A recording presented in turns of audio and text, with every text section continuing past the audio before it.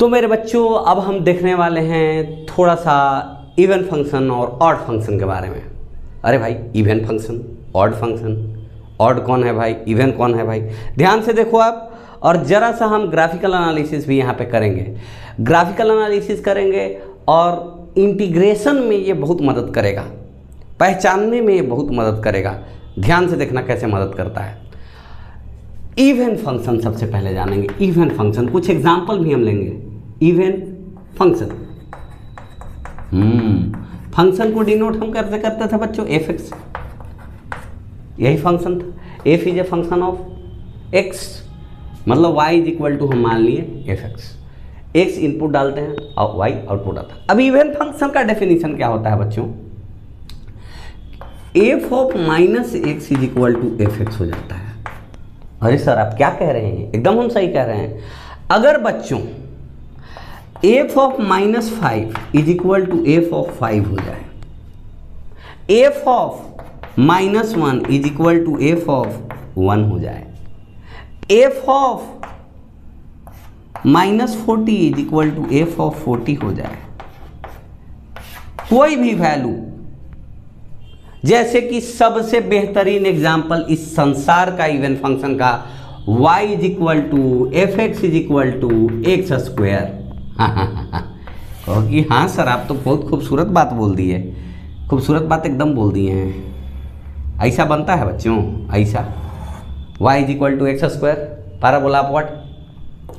अब x की value 1 डालो फिर भी ये 1 आ जाता है, x की वैल्यू -1 डालो फिर भी, x की वैल्यू 2 डालो फिर ये 4 आ जाता है, x की वैल्यू -2 डालो फिर भी ये 4 आ जाता है, x की वैल्यू -3 डालो तो ये 9 आ जाता है, x की वैल्यू 3 डालो तो ये 9 आ जाता है।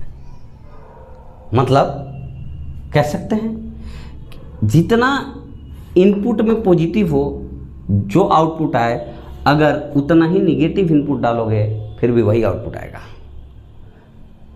इसका मतलब अगर हम ग्राफ प्लॉट करते हैं तो ग्राफ किस टाइप से दिखता है? इधर जाओगे कोई एक एक्स, y यहाँ पे, तो उतना ही एक्स इधर जाओगे y, इधर जितना गए y यहाँ पे, इधर उतना ही गए y इतना। इसका मतलब है बच्चों कि y एक्सिस के अबाउट इवन फंक्शन का ग्राफ सिमेट्रिक होता है। मतलब y एक्सिस जो होता है इवन फंक्शन के ग्राफ को 2 इक्वल पार्ट में फाड़ देता है, काट देता है। समझे कि नहीं समझे? उसको चीर फाड़ देता है कि जो राइट हाफ का मिरर इमेज लेफ्ट हाफ हो जाता है और लेफ्ट हाफ का मिरर इमेज राइट हाफ हो जाता है।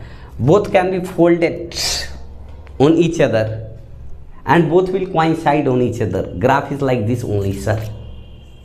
Got the point, sir? अब बच्चों यहीं से हम थोड़ा सा आइडिया ले लेते हैं कि सर आप बोल रहे थे कि इंटीग्रेशन में क्या प्रयोग आ गया। मैं कह रहा हूँ, ध्यान से देखो आप। अगर बच्चों आपसे एक बात कोई बोल दे, क्या बोल दे कि इंटीग्रेट, यहाँ पर y is equal to f x is equal to x square है, तो यहाँ पर y dx को इंटीग्रेट कर दो -2 से लेके 2 तक। हाँ सर बात तो सही है। अरे भाई साहब बात तो सही है। इसका मतलब आप क्या कह सकते हैं? -2 से 0 तक y dx प्लस 0 से 2 तक y dx। अब -2 से 0 तक आओ तो ये एरिया आया। अगर अपवर्ड साइड में है तो दोनों साइड अपवर्ड साइड में ही होगा, 0 से -2 तक और 0 से +2 तक। ग्राफ एक टाइप का बन रहा है, अंदर का एरिया भी सेम टाइप का होगा। तो हम क्यों -2 से 2 तक इंटीग्रेट करें? हम सिंपली लिख देंगे, क्योंकि ये दोनों पार्ट बराबर हो गया है, तो हम इसको सिंपली लिख देंगे कि this will be equal to 2 into 0 से लेके 2 तक y dx।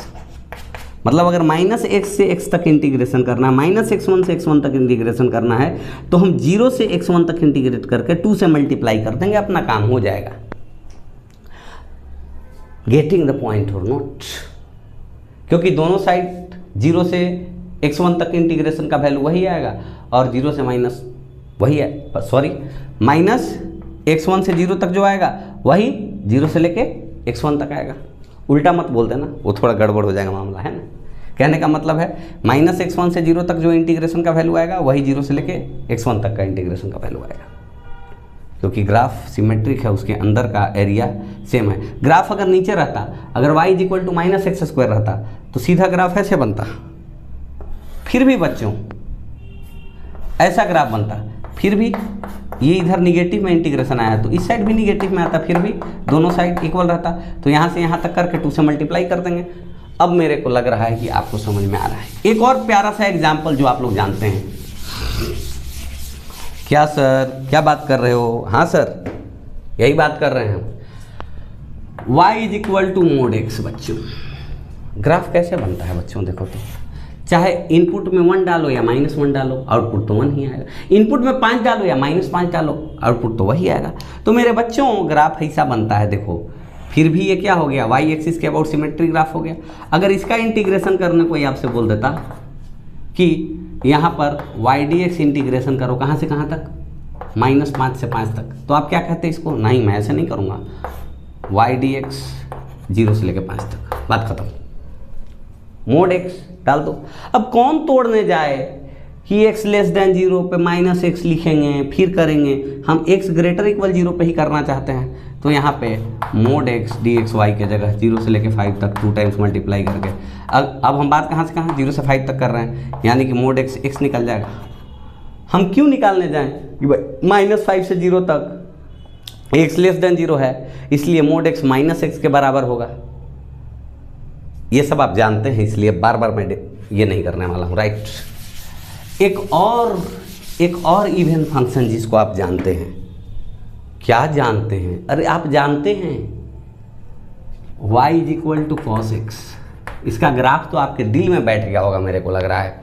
बच्चों मैंने बताया था कि cos of -x is equal to cos x ही होता है, मतलब ये भी cos एक फंक्शन है, -x इनपुट। ग्राफ की अगर हम बात करें तो हमने आपको पहले ही बता दिया है, ग्राफ ऐसे बनता है।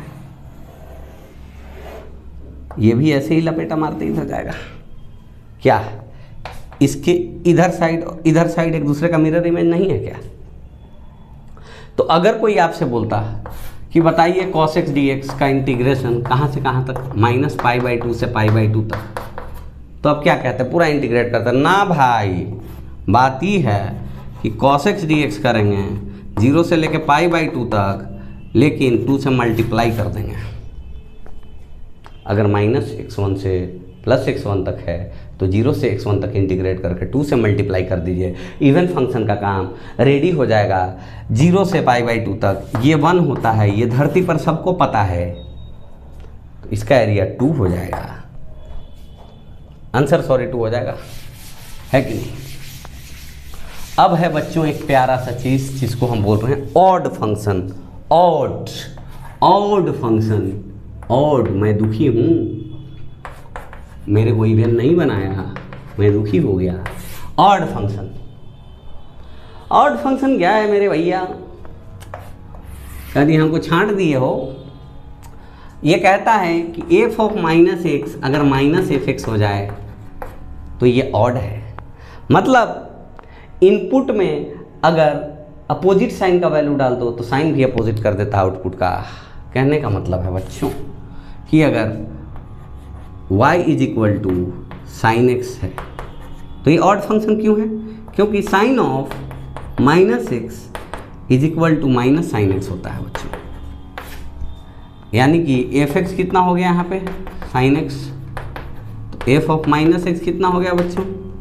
साइन ऑफ -x, और जो हम जानते हैं -sin x होता है। तो ये क्या हो गया? ऑड फंक्शन हो गया। जैसे y is equal to tan x बच्चों,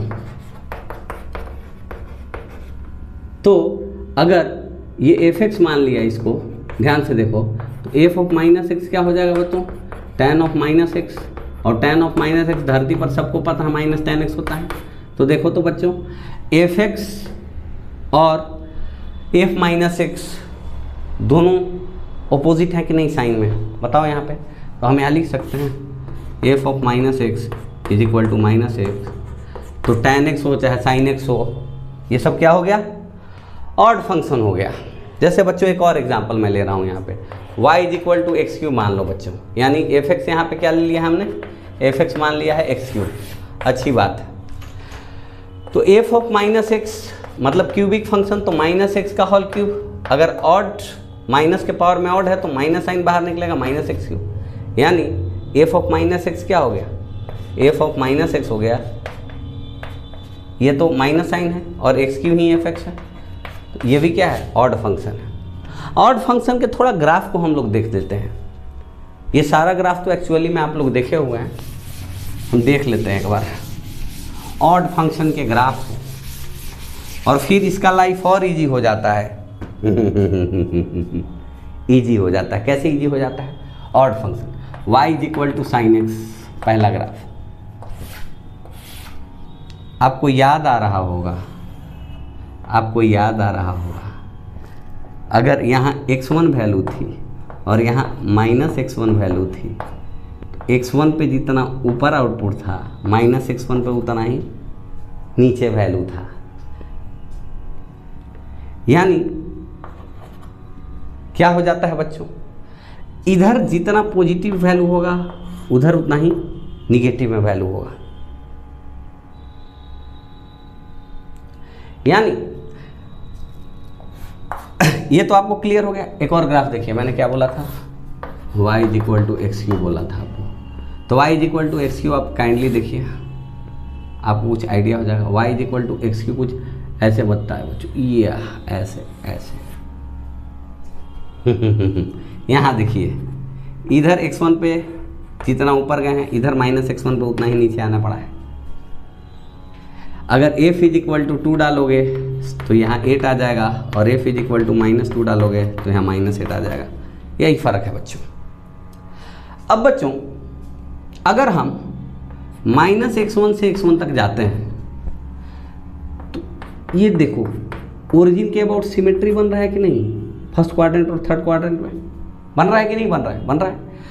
तो x1 से x तक जितना माइनस x1 से 0 तक जितना इंटीग्रेशन होगा उसका इक्वल अपोजिट इंटीग्रेशन कहाँ होगा, कहाँ होगा बताओ, 0 से लेके x1 तक होगा कि नहीं होगा। यहाँ पे जितना एरिया निगेटिव में आएगा यहाँ पे उतना ही पॉजिटिव में आएगा।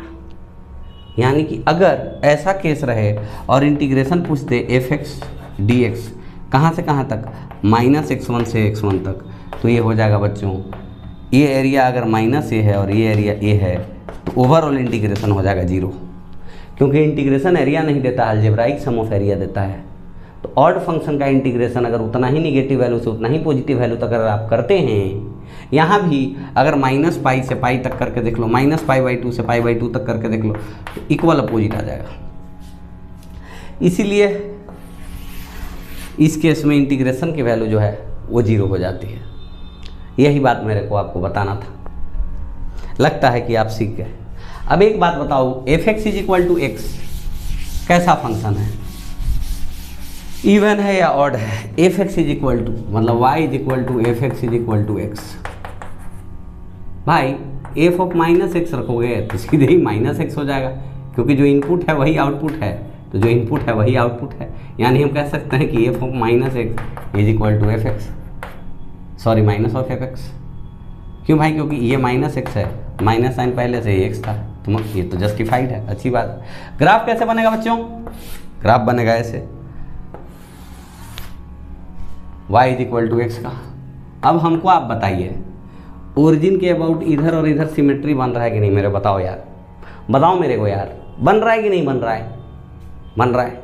तो ये कौन सा फंक्शन है, ऑड फंक्शन है। अगर -4 से 4 जाना चाहते हो तो यहाँ पे जो एरिया आएगा और यहाँ पे जो एरिया आएगा वो इक्वल अपोजिट होगा कि नहीं होगा, बताओ एक बात, होगा।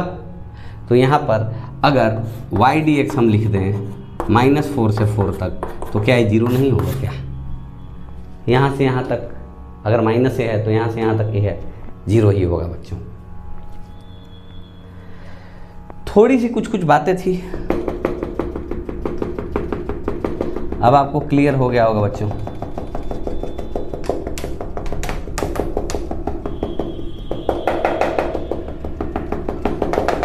चलो इस सेशन में इतना ही रहने देते हैं, बाकी नेक्स्ट सेशन में करेंगे। मैंने सोचा कुछ ज़्यादा करवा देते हैं, पर इतना ही डाइजेस्ट कीजिए, दैट्स ओके, फाइन।